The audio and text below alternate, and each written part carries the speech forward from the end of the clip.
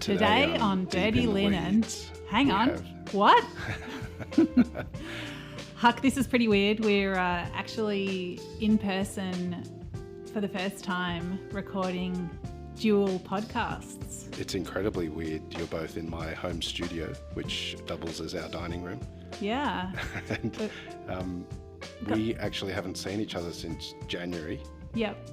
And I've only just recently seen Rob. So this whole thing of Deep in the Weeds and Dirty Linen has happened with us being completely apart. It's very weird.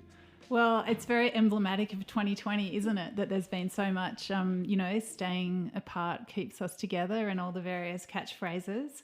But it is amazing the things that you can do when you're not in the same room. And of course, we've recorded with all our guests remotely using the wonders of Rob's machines. Yeah, it's weird having eye contact with someone. I'm usually in the room by myself. Yeah, it is really weird. So I flew up from Melbourne this morning and I'm now in Canberra where you live. And it was really quite emotional leaving Melbourne. I mean, we've been stuck there. Yeah. For the whole year, and I don't think I've been on a plane for the whole of 2020. So it did feel it caught me by surprise a little bit as I was excited about going on the plane. I was excited about coming here, but I didn't know that I was going to be so emotional about coming through the clouds and feeling like I was out of Melbourne because it's been such an intense year. To have a 5 kilometre limit on where we could walk around in the city, a limit on time that we could leave the house. And of course, everything being closed. Yeah. There's even, it's curfews. So something about busting through the clouds and flying north was, it was quite emotional. Well, it must have been extraordinary. I mean, in Canberra, we haven't really experienced the pandemic, certainly not like you guys have. It was only 100 and something cases that we experienced. And, so we were witnessing the sort of lockdown that you guys had from afar. But I too had a flight just recently to Sydney for something that I did, and that was actually a really weird experience too. And I was nervous about it, and the airport was like really eerily quiet. And but once the plane took off though, because I was used to doing so many flights, it just kind of felt like back to normal a little bit. And that was the nice part about that for me was that. It's normal to get on a plane, that feeling. Yeah. And that's something that I'm really looking forward to, of having that's normal again. Well, there are so many things that haven't been normal this year that I think the very fact that they can become normal again is one of the things that's going to make them so special, isn't it? Yeah. And Rob and I were talking over lunch about, is that going to maintain as we hopefully have more and more days without community transmission in Australia? Are those things that we were cut off from for a period of time still going to feel special, or are we just going to sink into taking things for granted? Well, it's interesting, isn't it? Because I've, as many people, have reassessed things in my life and, wanted to make changes and change of direction, all sorts of things, and view things differently. But then you also get into old habits again, and it's going to be really interesting the next couple of years what actually happens and whether we take this moment to change things or whether we just continue on as we were, which wasn't very good for the planet. Well, that's true. So what are some of the things that you would like to maintain or change for yourself? Well, I think, when it all started, I lost we talked about it earlier, lost sort of my identity a bit and all of my work as a restaurant critic and a food journalist. And at the time, that wasn't easy, but on reflection, that was one of the best things to happen because I don't think I was really enjoying it anymore. And I feel like that I wasn't making the impact that I would like, a positive impact.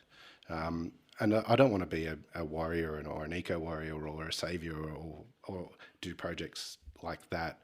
I just want to be involved in things that matter, that either matter to me or matter to someone else and make an impact, and obviously earn money for our family and stuff like that. So in that regard, I think the food media is important, but I think it's changed a lot and it's just not for me anymore. I think my skill set and interests are better off in another direction. And look, this is media, so I guess in some ways things aren't changing. In some ways, just a different format. Yeah. But I really love this format because you can really dive deep into issues and people's stories, and that's for me what has always been interesting about food. And I've felt,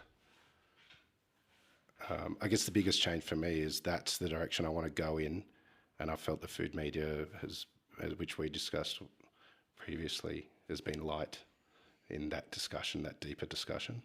Not all media, but a lot of it. So did you feel, like you said, you didn't think you were enjoying it much anymore? Is that because you felt like the stuff that you were able to write was quite light, like quite in a sort of more of a lifestyle space and not as deep as you have been able to go in the podcast, for example? Yeah, 100%. It's definitely that. But it's not all, it's also just not career as well. It's things that just in life that I think are really important, like family and friends. And I think, which we'll probably talk about quite a bit, and you felt more than I did, was that being able to travel and see family and friends, having that cut off. And it's not even about seeing them, it's about not being allowed access to them, which I think was a big mental scar. Yeah. And I think that's one of the things that I'm really looking forward to, is not necessarily going and seeing family, but knowing that I can at any stage. Right. Yeah. So given that you wanted to tell deeper stories and you want to do stuff that means something or that you know contributes to the greater good, what kinds of things do you reckon you might do? Well, I think that the greatest untold stories in Australia are actually people working the land and in the water, growing produce, catching fish, all of those stories. During the series, whenever we've spoken to producers, it's always just such a great insight, and they always just tell the most amazing yarns. And that's not to say people in the hospitality industry don't and aren't doing that, but it gives me a lot of joy. And I know you've really enjoyed the deep dive that you've done when we started talking about dirty linen, which was an idea that you already had. The discussions that you've been having are discussions that haven't really been in media, not to the level that you've taken them. How have you felt taking that deeper look into everything? I guess I felt really privileged and fortunate to have a forum to bring some of those people and those stories to light. And I think it's probably one of the things that I've always felt as a journalist is that you're so lucky to just wonder something and then be able to ask the question and to follow a train of thought or an interest and to dig a bit deeper. So I've loved doing that. I've almost felt sometimes that there's been too much like to wrangle, because when you're like writing a story and you do interviews and you're just left with like reams and reams of transcript, or even worse, untranscribed interviews, which are just like this weight that you carry around. And I feel like with the podcast, it's like there's so much gold that people share, and there's so much more that I want to do. So I often feel like I wish I had more time to take the strands of the stories that people are talking about, and the structure of Dirty Linen around topics is, would there be, there's got to be other long form features that could be written about topics that we've covered, for example, I don't know, whether it's customer behaviour or whether it's leadership in the industry, whether it's, issues around visa workers. There's just so much more that could be done with those stories. So I guess that's something that strikes me from time to time. You've had a different experience during the pandemic to me, in the sense of the lockdowns that you've had and the amazing sort of rallying that you've been doing on behalf of the industry. Has that experience changed you? Has there been positives to come out of that intensity of the lockdown and the experiences that you've had in your sort of local communities and just generally the industry there? I think so. I think, one what are we, like 50 days, as we're recording this, we're 50 days without community transmission in Melbourne.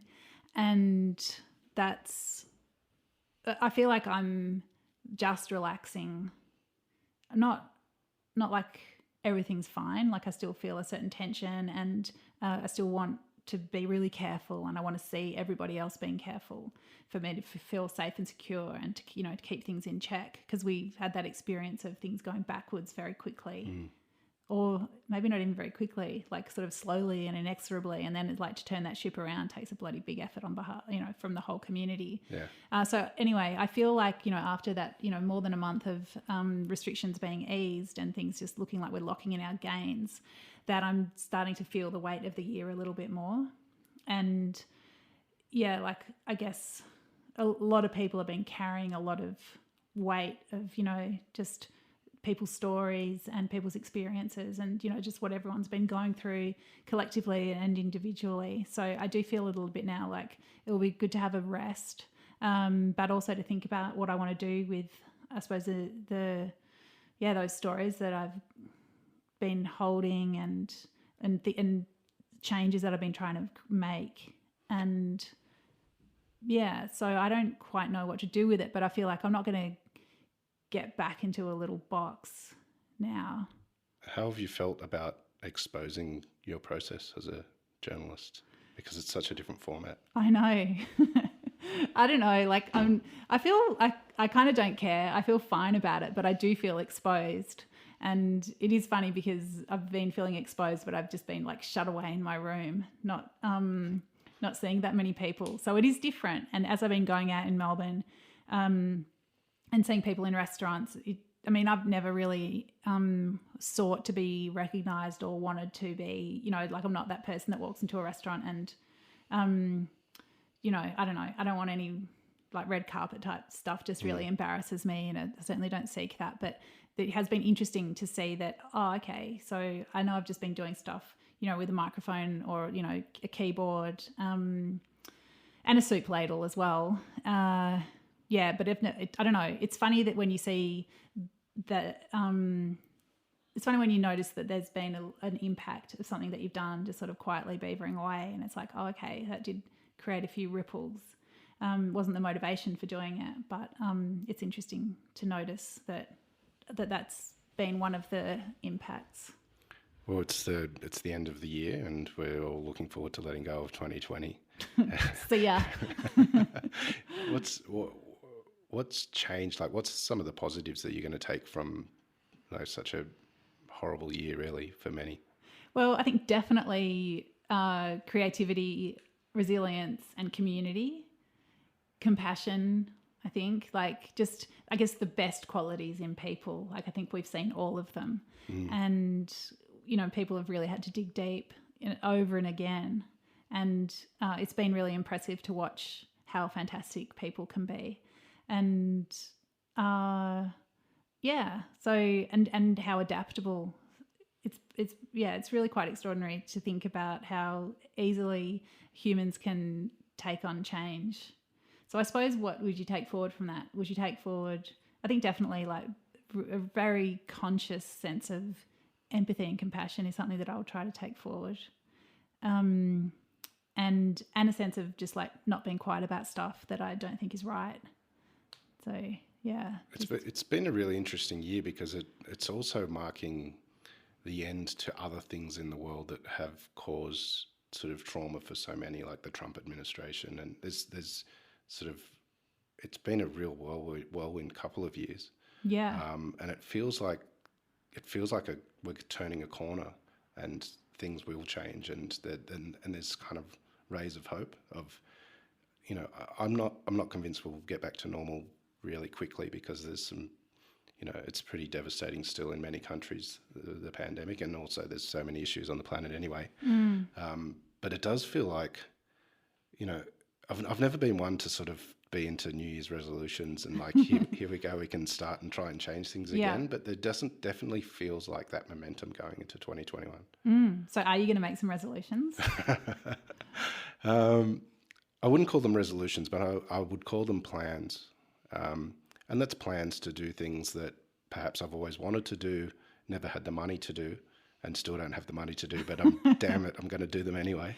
And just give it a crack. Like, like Deep in the Weeds and Dirty Linen, like we've just given our time to it. That's all that's kind of really happened. Yeah. And a lot of time. And bloody hell, it's been worth it. Like, just hearing those stories and sharing those stories and being part of a community, which I've always felt close to the food industry, but as a restaurant critic, you don't get the big warm embrace as I've felt with Deep in the Weeds, for instance.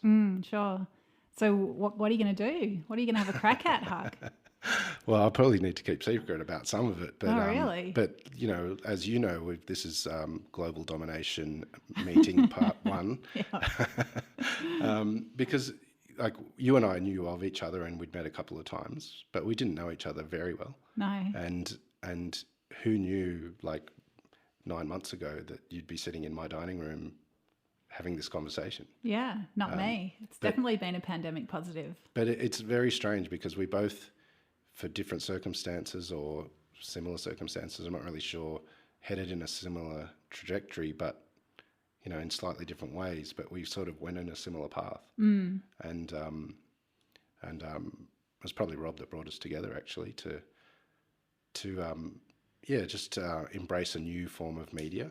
And also just, I guess what we've been doing is just trying to provide a platform and a way for people to cope, people to share, people to find answers, discover problems, all sorts of things, which is all important for every day.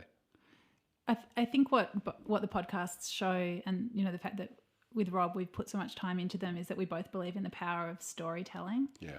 And that it can be so powerful, but also very helpful and actionable for people to learn from other people's experiences. And it doesn't mean that someone's going to do the same as someone else, but when you listen to people's stories or takes on a certain situation, then it just really does spark ideas for yourself. And I know that just from being in the conversations with people, it really, I go off on tangents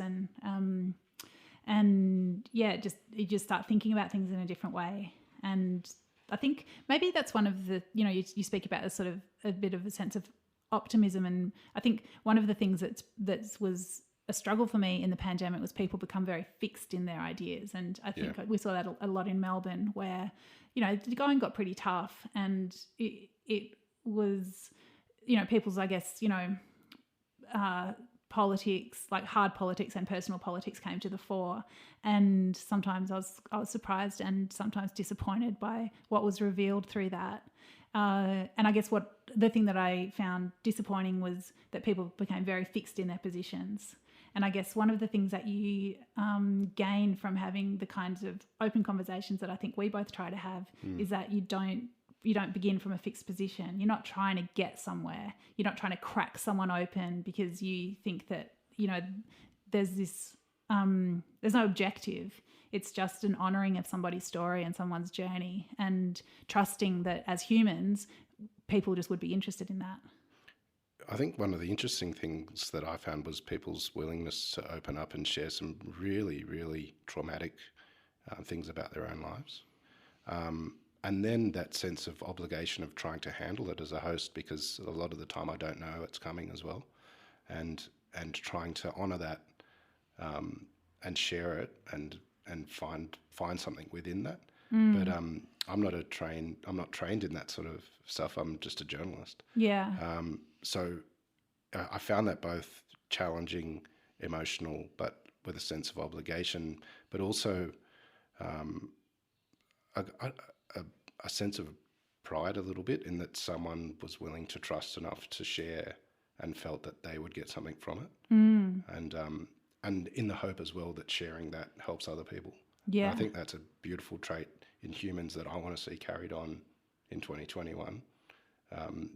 That kind of get rid of the veneer and, and open up and share. Because I think the more you talk and the more you share, the easier things can be. Yeah. Well, I think, I definitely felt that as well, like the incredible strength that people displayed in being vulnerable. and that, just a real bravery in sharing. And I suppose, when you ask me like what it's like exposing my process, I mean, it's like I don't have any like huge big weights that I'm carrying, but it's that same thing where it's like you were just people in it, just like stuffing up every day. But if we just hold each other up a little bit, then chances are we'll get through it. So I think, it is that, I suppose it's like we create hopefully these safe spaces where people feel like then they're going to be, then they're going to be listened to, and that other people want to hear what they're going to say. What's your hope for the new year after everything that we've been through this year? Well, I feel like we are so lucky in Australia, and even though Melbourne's done it pretty tough, I feel so grateful to have been there the whole time, to be honest. I just feel like we've really been through something amazing as a city, and we're never going to forget it, and it was amazing to be there. I just actually loved Melbourne more and more all the way through it. So I really hope for the rest of the world to just like get the pandemic under control and just start rebuilding, because we are so lucky. And I really feel like, as much as I'm happy about where we're at, you can't can't sing it too loud, because I'm really feeling the struggles that people are having around the world. But same as you, I'm like cannot wait for January 20 and for just like a big hole to open up in the ground and swallow up Donald Trump. I just cannot wait. And of course it's going to be so disappointing, because the problems are so big. So there's going to be massive disappointment. So I'm trying to prepare myself for that. But it's got to be better. Can you imagine how much worse we would all feel if it was the other way? Yeah. It would just be so bad. So, I'm really looking forward to some global action on climate change. And I think, with Biden going in there, and then that's going to give some impetus to that. And the Australian federal government is looking increasingly like a bunch of stupid outliers. Yeah. So hopefully there'll be a shift in that. I would really, I don't know, maybe there'll be some action on the way Australia is treating internationals such as refugees. And I'd love to see a way that internationals that left Australia during the pandemic could slowly come back, because I think that's a really tricky issue, and I don't even quite know what I think about it, because I don't want a lot of people. I'm scared of people coming in floods because of hotel quarantine. Yeah. So I haven't quite thought my way through what exactly I want to happen, but. Yeah, it's a difficult situation, isn't it? Because I want to be able to travel and I want people to come here, but then we want to make sure we get that right. It's funny actually, usually I would always have an overseas trip planned. I feel absolutely fine about staying in Australia. Yeah. The only thing is like I've got family overseas, like in the UK, and elsewhere, but it's mostly my in-laws in the UK that, I would love to see. But from a travel and a food point of view, I feel really fine. Yeah. Yeah. You know, it's interesting in regards to travel. At the beginning of the year, I sort of had this feeling and this decision that I was going to pull right away from social media, that I was feeling that it was a drain and vacuous, and just I wasn't feeling positive about what it represented, and particularly platforms like Twitter, which I still use, and Instagram, and then the pandemic happened, and what it made me realize is that was actually helpful for what we were doing. Mm-hmm. It was helpful to share information before we started deep in the weeds. I was, as you were, sharing information of news coming in, and it was almost like becoming a news source for people in the industry, and it felt like it had purpose. And now it's obviously I use it daily and mostly for deep in the weeds, but although there's still horrendous things that happen and on social media that can influence people's perceptions of things with elections and all sorts of stuff like that, the positive power that can come from social media really blew me away a little bit this year. But in regards to international travel, which has made me think of it in the first place, I got really frustrated during May because a couple of years ago, my wife and I went to Japan for a whole month for our honeymoon, and social media was reminding me for the whole of fucking May that I was having fun in Japan those however many years ago. Yeah. That's pretty brutal. Yeah, and you know, I know that's the destination that we talk about taking our girls to. You know, one of the first destinations because we love it, and so yeah, that sort of reminder of fun that you used to have was not so much fun this year. Well, speaking of social media, my daughter, I was in the car with my 15-year-old daughter yesterday, and she said, "Mum, what's birria tacos? Can we get some? They're all over TikTok." And I didn't know what a birria taco was, but I found that there's a few places in Melbourne that we can get them, and I found out what they were. So you know, we're just like the oldies on Twitter and Instagram, but the kids are finding out recipes and new things. And I'd googled birria tacos, and there was some article on some website what all you need to know about birria tacos that you've seen on TikTok. So it's like, you know, food connects people in all kinds of arenas. Absolutely. And I think the thing for me in food is actually the stories of the people behind it, but the not necessarily what ends up on the plate, but the connection that you have with people when you have it. I mean, sometimes it's just dinner, right? But you know, like that real connection you can get by putting food in the middle of a table. And I think that's something that I really want to see embraced more as we move forward as people. You know, and although I want to celebrate and go to these amazing restaurants that really at the pinnacle that set the agenda, you know, I want to just be able to just go and hang out with friends and share food and, you know, in restaurants and sit elbow to elbow and not think about what happened this year. Yeah. And I'm feeling that is happening more and more.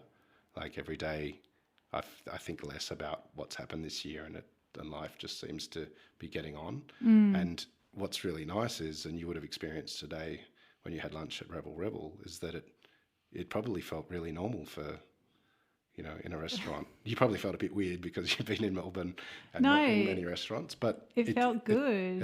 It basically feels like life is back to normal for that period. It was so normal that a table of older ladies told a table of younger ladies that they were being too noisy, and then they got moved so they could make more noise on the other side of the restaurant.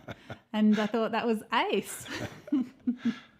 Canberra's a party town. It is, and I've grown to love it even more. And when you were saying how much more you love Melbourne, like we only moved here a year and a half ago, and the food scene's been growing rapidly in the last 5 years, and there has been some great operators previous to those 5 years here, but I've loved it more and more, basically because we were trapped here for a period of time, and maybe, but there's an extraordinary food scene here, and I'm now involved in a project that's developing a food hub in Canberra, and it's dealing with producers and you know, markets, that side of things, and to be involved as a curator and consultant to help improve the food scene in the city that I live in is really exciting, and it feels like I'm affecting positive change. Yeah. You know, which, as I sort of alluded to a bit earlier, is really important, and it's really exciting. You know, I think next year, you know, in Australia, there's been, you know, a lot of closures and some real hard times for restaurants, and there's more to come. But what's coming out, what's emerging, all these people that innovated and adapted and changed are doing some really exciting things. Yeah. And we're getting some really amazing food hubs, particularly regionally, that it's going to change our culinary landscape, I think, and our identity in regards to food. Yeah, well, you've sort of prompted me to think about something else that I really hope that I will see next year is that connection with produce that I think people couldn't help but think about food supply chains during 2020, you know, with empty supermarket shelves and meat shortages and all these, you know, things that you just haven't experienced in Australia.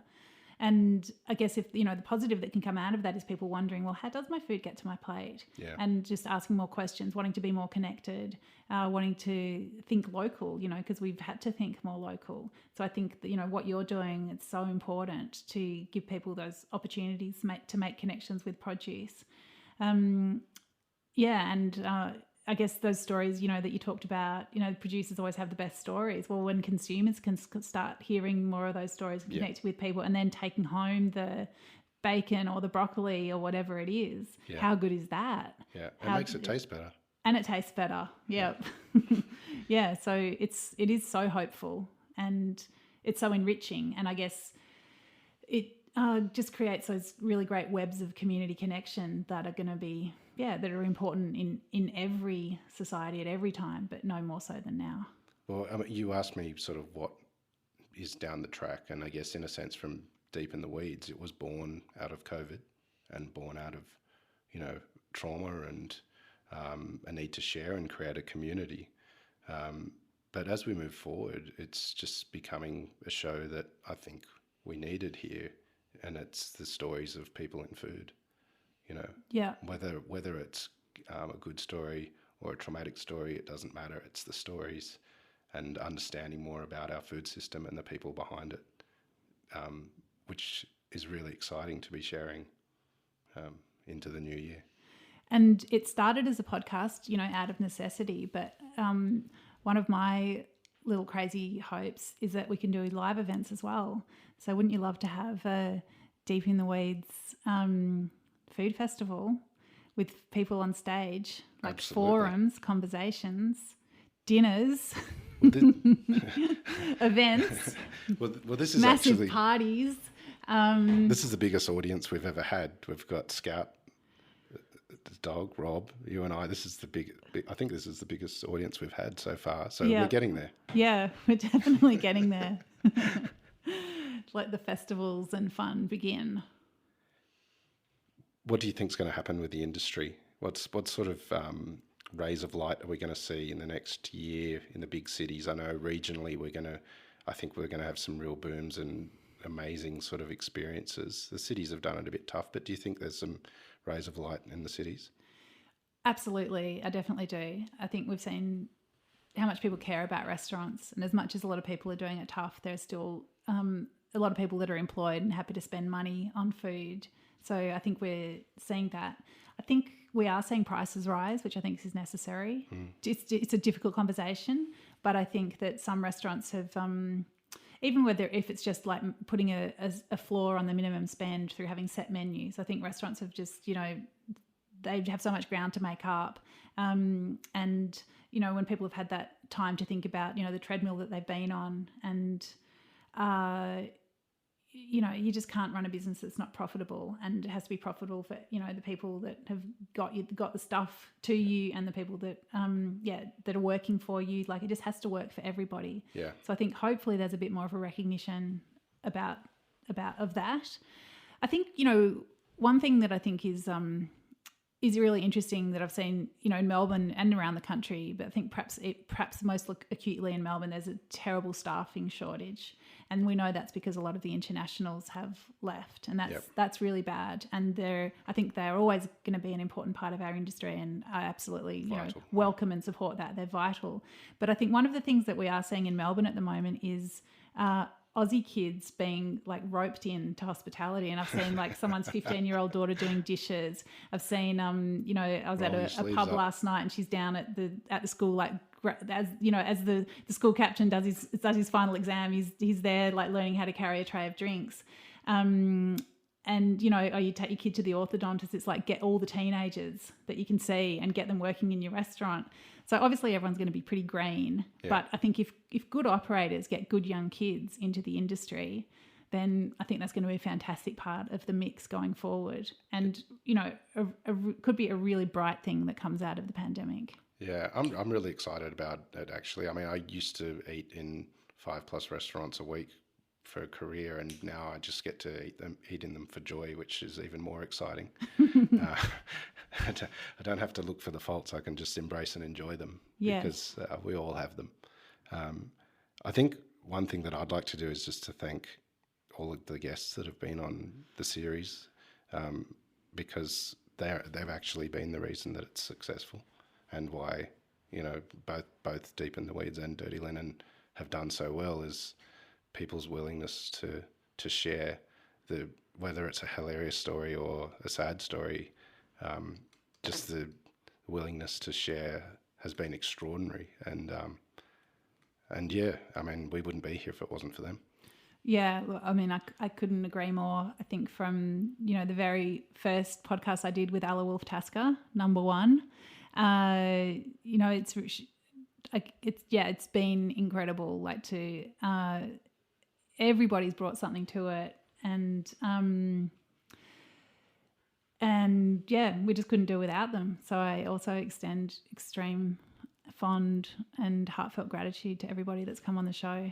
Well, you and Rob have come to Canberra for us to celebrate this little podcast empire that we've built.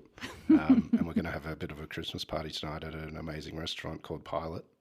I think maybe we should head on down there and check it out. What do you think?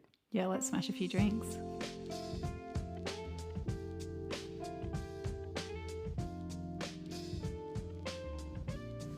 So we've just had, about 10 courses at Pilot. It's the first time the 3 of us have ever dined together. And it's nice to eat in a restaurant again, because we all missed that so much. How did it feel, Dani? It's a really lovely restaurant. I think Pilot in Canberra is a fantastic place to dine, and it feels great here.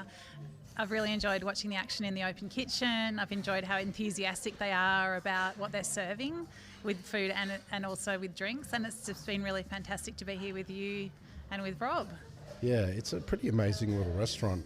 You could put it in any city, I think, and it would knock the socks off just about anyone. It's been pretty amazing, but I think what's been special about today is that we've been part of something pretty special with these podcasts, and it was really weird to actually sit down together and eyeball each other and have a chat in the same room. It's something a little bit different.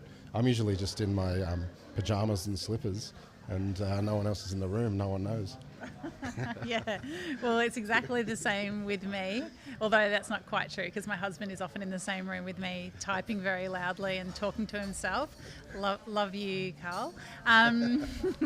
But yeah, actually, it's great. I feel like, you know, we've had the chat and now we're out in the restaurant, and it's almost like this is the whole project, wasn't it? You know, to be celebrating hospitality, and I suppose to envelop ourselves and immerse ourselves in the kind of experience that we've been celebrating and reaching towards this whole year is a victory of sorts. Yeah, absolutely. And I think what's nice about being here in Pilot, not just because it's just up the road from where I live, but Dash has been on Deep in the Weeds anyway twice, and you guys got to meet her for the first time and experience what they do here. And as Rob mentioned behind the mic, because he doesn't like to be in front of it, that this will be the first time anyone's ever been on the show 3 times. Yeah, because we're gonna rope her in and reel her in.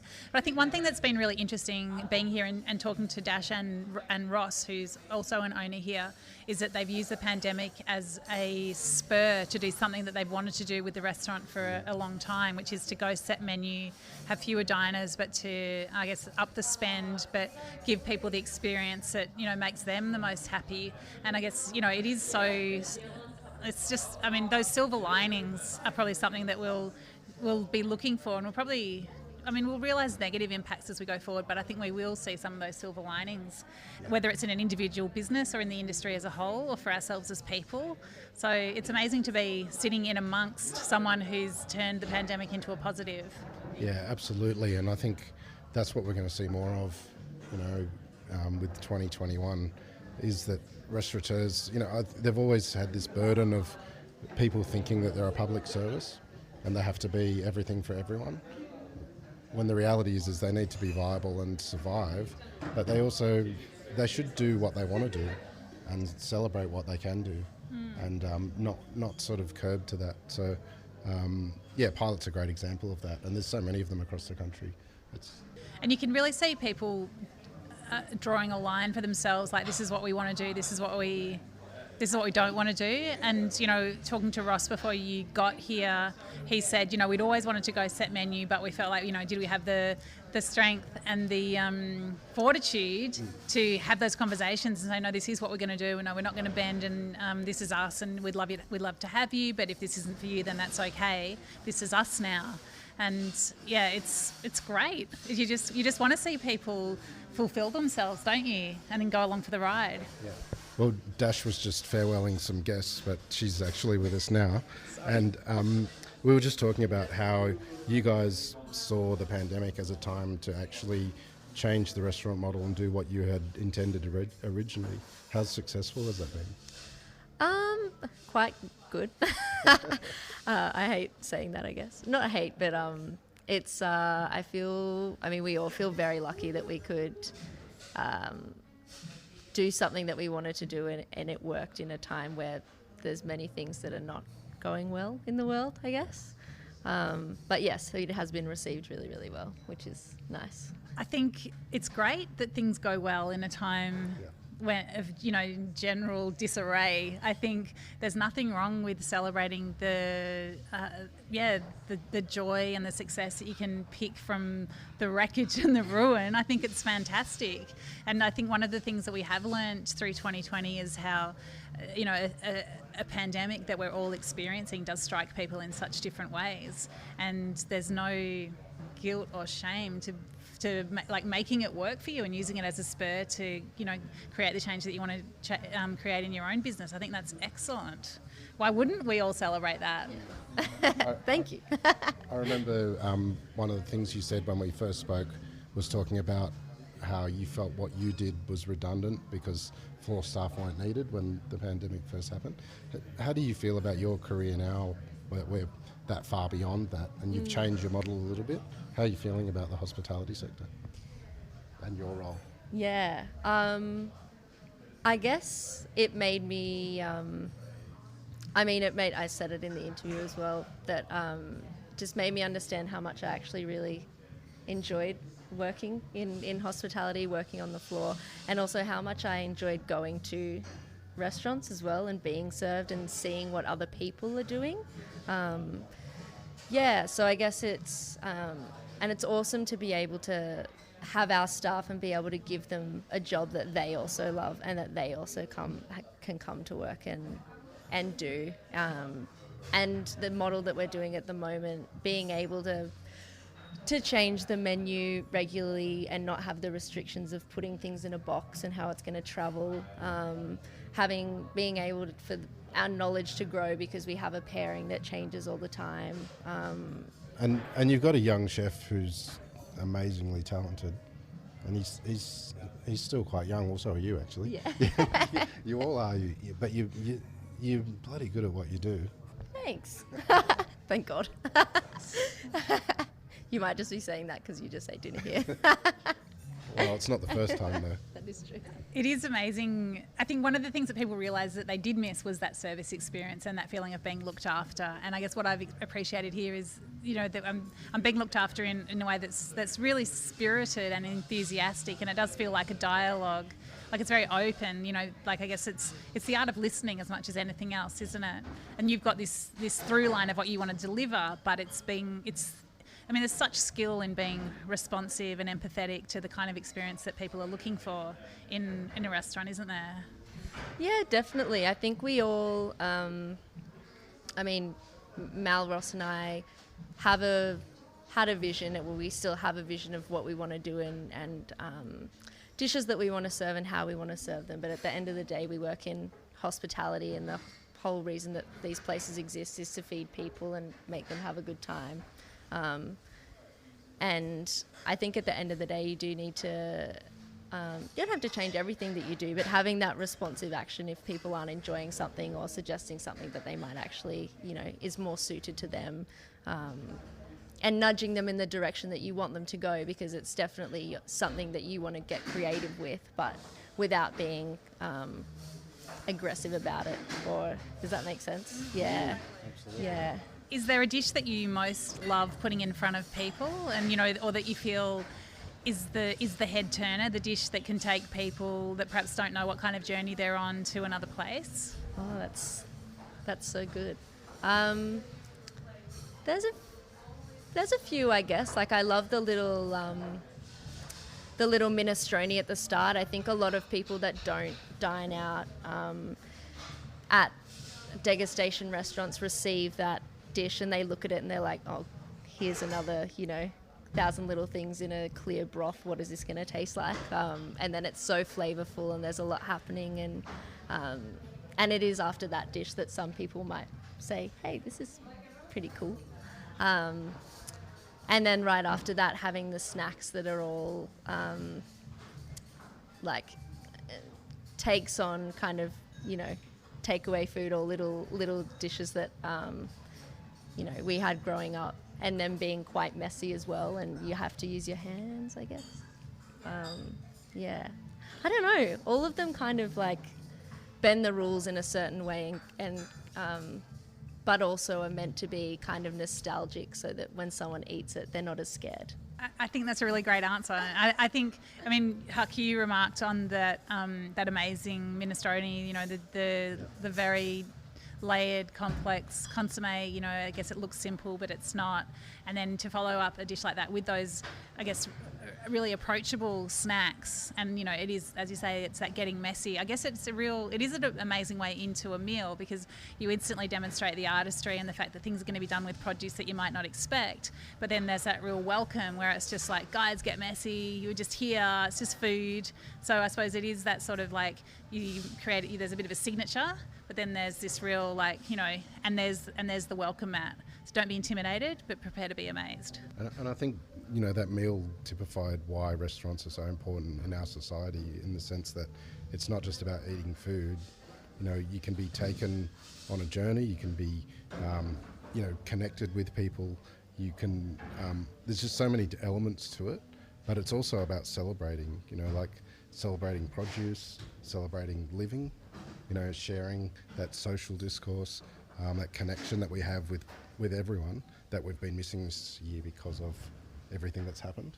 And restaurants are the thing that bring everyone together. It doesn't matter about anything else in your life. If you put food in front of people, they connect. And it's bloody nice to be in restaurants again. Yes, I definitely agree. And to be working in one for me. Well, I'm really actually thrilled that I've shared my first interstate 2020 restaurant experience here at Pilot with you, Dash, and your team. It's been a beautiful meal. It's been a really fun, exciting and rich experience here in Canberra.